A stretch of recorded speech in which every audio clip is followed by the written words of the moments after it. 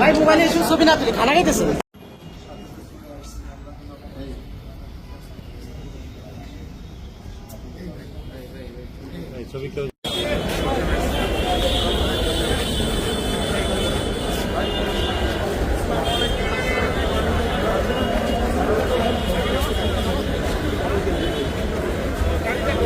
সাংবাদিক ছিল তো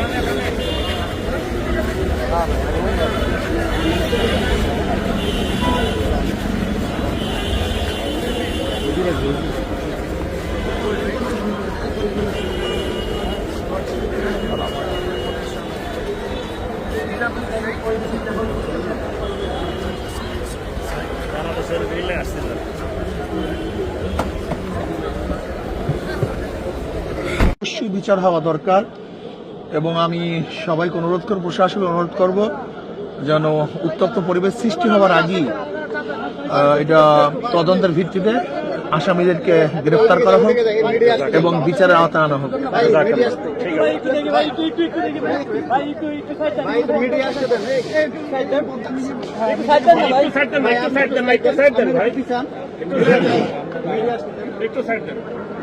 আপনাকে বলবেন যে টঙ্গীর ময়দানে জাতীয় মিডিয়াগুলোর সামনে দাঁড়ানো, জাতীয় মিডিয়াগুলোর সামনে দাঁড়ানো, জাতীয় মিডিয়া জাতীয় মিডিয়া আমি মনে করি এটা সাবাইদের কাজ। যেরকম জঙ্গে জামালের মধ্যে সাবাইরা উভয় গ্রুপের মধ্যে আক্রমণ করেছিল, আমি মনে করি এটা সাবাইদের কাজ। যারা দোষী সঠিক তদন্তের ভিত্তিতে, নিরপেক্ষ তদন্তের ভিত্তিতে আসামিদের গ্রেফতার করা হোক এবং তাদেরকে বিচারের আওতায় আনা হোক, এটা আমি দাবি করি।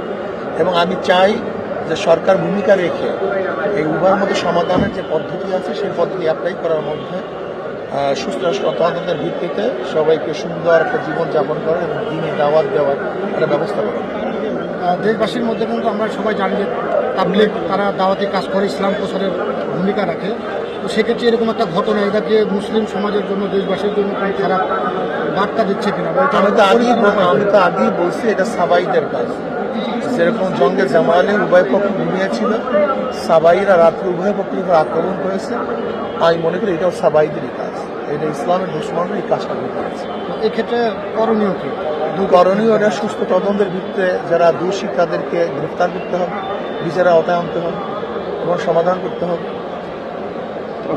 দুই পক্ষের জন্য আপনার কোনো বার্তা আছে কিনা? উভয় পক্ষকে সহনশীল হতে হবে এবং আমি মনে করি মারামারির মধ্যে সমাধান না, বরং আপোসের মধ্যে বৈঠক করে সমাধানের চেষ্টা করবে। যার যদি ত্রুটি আছে হক্কানি ওলামাই কেরাম যে নির্দেশনা করবেন সেই নির্দেশ অনুযায়ী যদি চলতে পারি তাহলে এটা সমাধানের ব্যবস্থা আমাদের কোনো সমাধান হয়।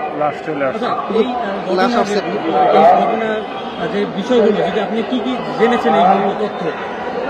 এখন তো আর খুব বেশি তথ্য জানার মতো এখন পরিবেশ ভালো না, এখানে সবাই মর্মাহত দুঃখিত এবং সবাই খুবই মর্মাহত এবং নির্মম মর্মাহত অবস্থায় আছে। এই অবস্থা আসলে পুরো তদন্ত করা সম্ভব হয় না।